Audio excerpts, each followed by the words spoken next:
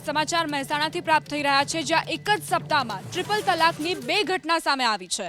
મહેસાણામાં એક જ સપ્તાહમાં એવી 2 ઘટનાઓ બની જ્યારે પતિએ પોતાની પત્નીને ટ્રિપલ તલાક આપી દીધા।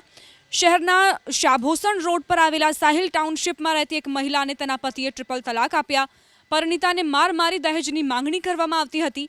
પતિ અને સાસરિયાએ પરિણીતા અને તેના 2 સંતાનોને તરછોડી દીધા, જેને લઈ પીડિતાએ મહેસાણા મહિલા પોલીસ સ્ટેશનમાં ફરિયાદ નોંધાવી છે।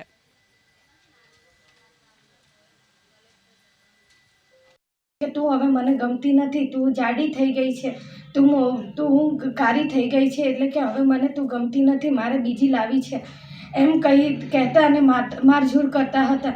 એમ કહેતે બી મેં મને મારી અને તલાક હવે આપણો રિશ્તો નથી એમ કહેતે તલાક આપીને મને કાઢી મેલી। એમની ફરિયાદ મુજબ એમના પતિ ઇમરાન અને એમની સાસુ મહેમૂદાએ એમને માર મારી દહેજની માંગણી કરી અને એમના પતિ એમને ટ્રિપલ તલાક આપી દીધેલ છે અને આ બાબતે પોલીસે એમના પતિ ઇમરાન અને સાસુ મહેમૂદા વિરુદ્ધ ગુનો દાખલ કરી આગળની કાર્યવાહી હાથ ધરેલ છે।